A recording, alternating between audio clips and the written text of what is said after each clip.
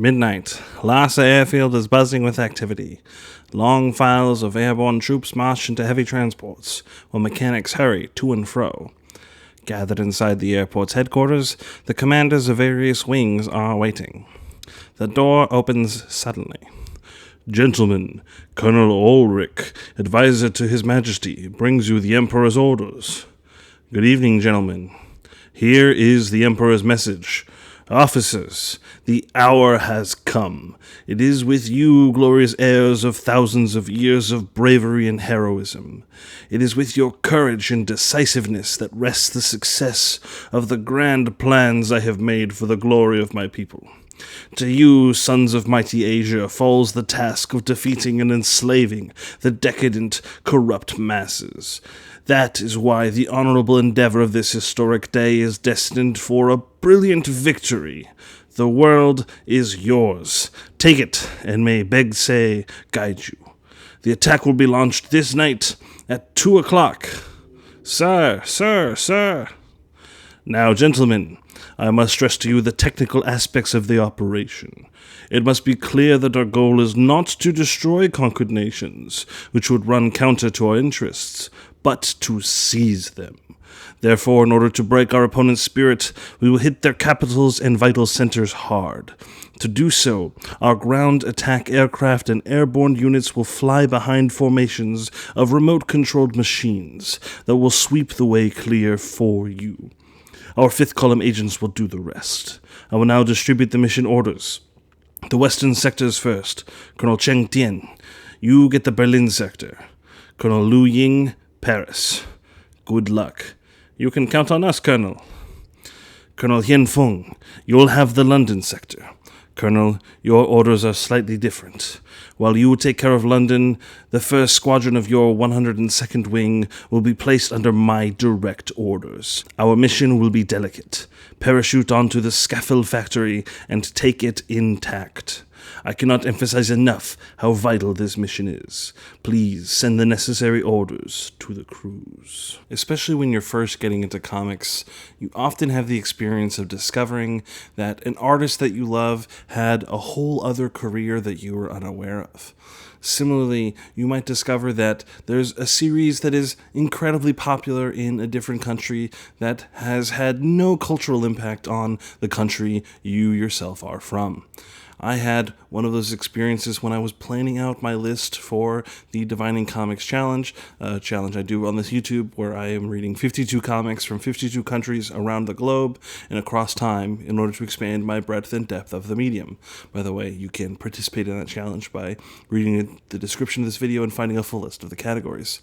But I was unaware of just how influential and important to comics history Blake and Mortimer, or in French, Black et Mortimer, was to the medium. It's a series that has dozens and dozens of volumes, a number by the original artist, and some then passed on to successive creators. It's something akin to one of our series from the 1950s, like Archie, or maybe even some of the early Marvel characters, and yet I've never even heard of Blake and Mortimer. I couldn't tell you who they are or what genres their stories participate in. So for this video, I read their first graphic novel, The Secret of the Swordfish, Part 1. Of course, this isn't their first volume published in English. For whatever reason, the people translating it decided to release it 15th in the series, even though apparently it is the first one published, and some later volumes do reference this one as something that occurred earlier on in their stories.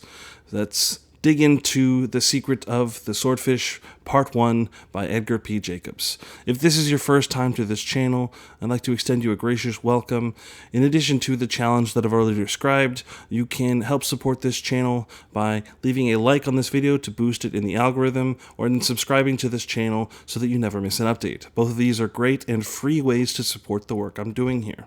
If you would like, you can also find my writing over on spikestonehenge.com. There I blog about new comics that are coming out and news that is happening in the comic book industry, as well as sharing the love with other podcasts and YouTubes that I think might be worth your time. And finally, if you'd like to throw me over a few dollars on Patreon, you can get your name included at the end of this video. But let us begin discussing Blake and Mortimer. Hello, my name is Steven, but you might better know me by my superhero alter ego, Spike Stonehand. And welcome to my channel, Divining Comics, where I explore the magic hidden between the panels of your favorite comics. Boys and girls, your attention, please. Presenting a new exciting radio program featuring the thrilling adventures of an amazing and incredible personality. Blake and Mortimer was originally serialized in Tintin magazine. Yes, named after that Tintin, obviously after he'd become successful on his own. And it was told, like I said, in chunks. So one individual story like that I read today was published over a series of issues and then later collected into the graphic albums that France is so known for.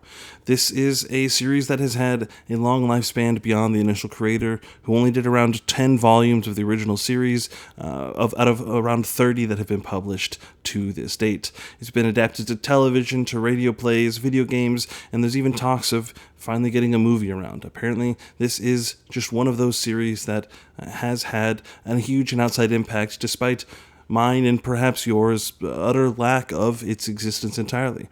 It follows the narrative of two characters, obviously, Blake and Mortimer. Blake is an MI5 agent, a super spy for the nation of England, and Mortimer, a super genius professor who designs all sorts of adventures, as we see in this volume. There is also, of course, their arch nemesis, Count Orlok, who is in a lot of the volumes, apparently, although I only read the first one.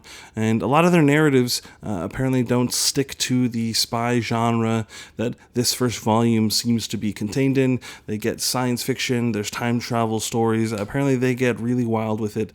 But unfortunately, I only read this first volume, and let's start by talking about my reaction to it, which was unfortunately pretty negative. It's definitely not my favorite story. I think, first and foremost, that blame lies at the heart of these two characters, Blake and Mortimer. In this volume, at least, they're not developed into anything interesting. They don't have any interiority.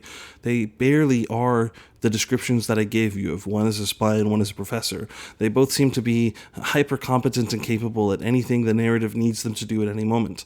They can adapt disguises, blend into local cultures, fly airplanes. It would make sense maybe if the spy could do all these things and the professor was good at inventing things on the fly, but no, they both seem to be able to do anything that they need to at any moment. They're not really differentiated in that sense, and I found that very lacking in this volume. I think a huge amount of my problems come to, at its root, that lack of character. They don't have any real personas.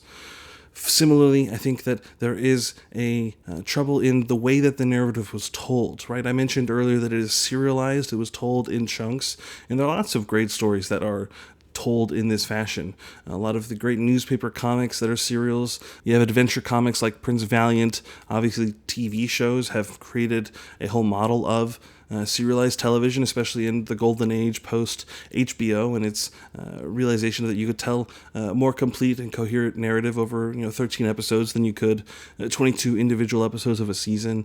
And of course, a lot of comic books are told in this serial fashion. So it's not anything inherent to the form, but one of the risks when you do a story in parts like this is that when collected into a single volume, it can be really repetitive. It can really drag on. It's the feeling you get when you've binged a TV show and you don't remember any of the individual episodes. You kind of remember a vague, indistinct blob of the whole season.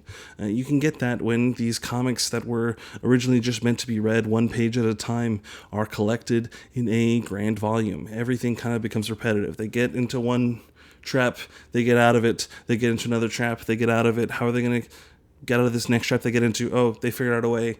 There's no real tension here because it's all the same single note played out over time. And maybe a later volume that was designed for the graphic album format might have been able to better manage this. Or, if you just were able to tell the story in a sense that you had different types of cliffhangers. Maybe some are emotional, some are threats of danger. There's ways to get around this, but this volume unfortunately does not actually do that. Another related problem that I had while reading this is that it is an incredibly word-dense comic. If you watch the little preview at the beginning of this video, you will see just how much space is taken up in individual panels and on the page for these long caption boxes that don't really add that much. It could be something that suffers in translation. Perhaps in the original French, they had a little more poetic nature to them. They had something purple or fun to read, but no, here it is just very bland and repetitive. It's a lot of space taken up saying nothing. And, that space could have been taken up by art. And leading into that, the art in this issue, volume of comics, there's a lot of interesting stuff here. I find especially the non-human things to be very well done.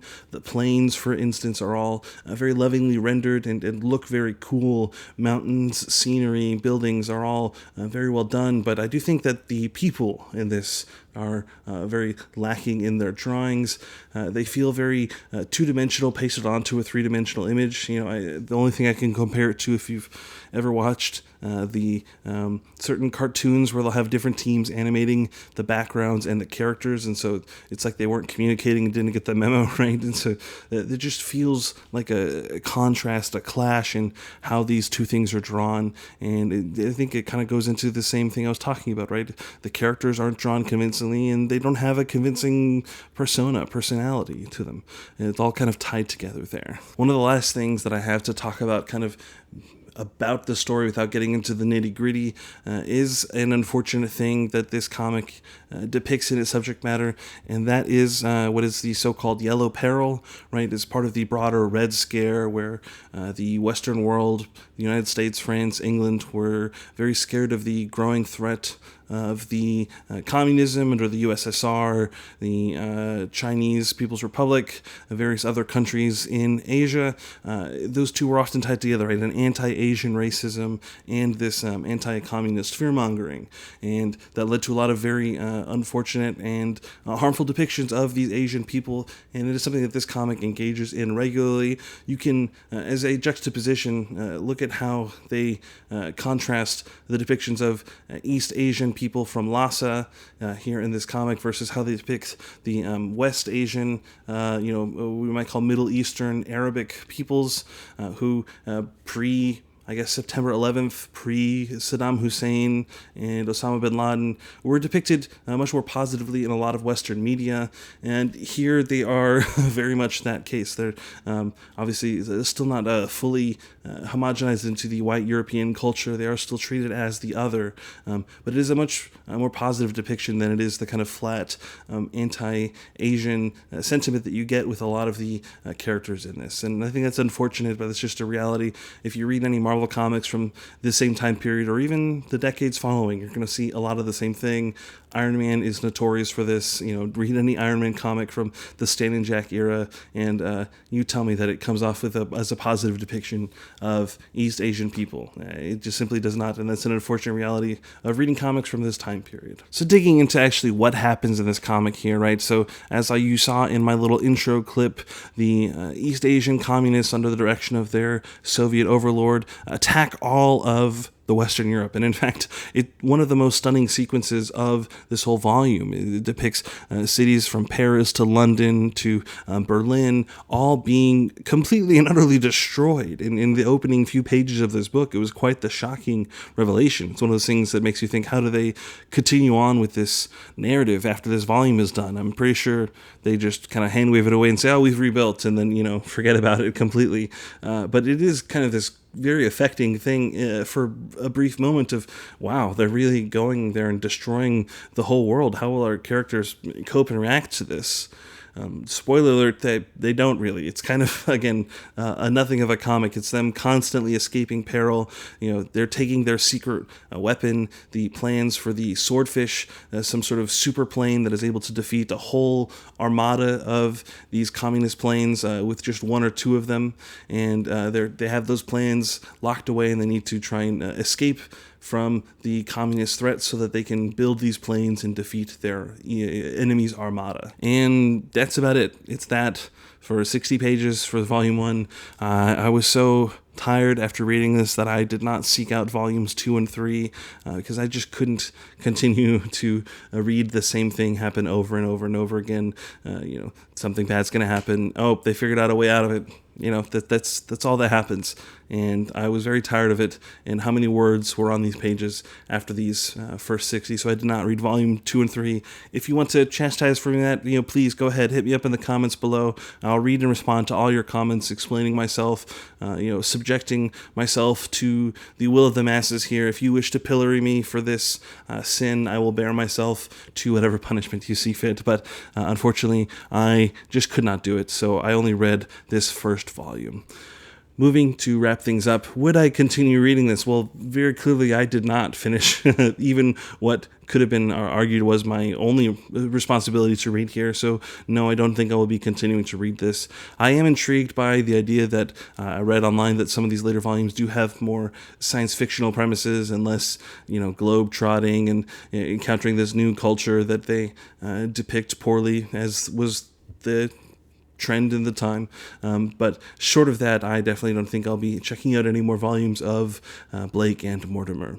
Who would I recommend this for? It's definitely something for the real heads out there. Maybe if you like comics history, if you are interested in French comics, you can try and read a later volume. Maybe Edgar Jacobs has more of a hand on the story at a later point of the narrative, and it's not going to be just as disappointing as this volume was, frankly. So you definitely have to be somebody that's interested in that kind of political intrigue and drama. If you like James Bond stuff and you want to see it done poorly, check out this series.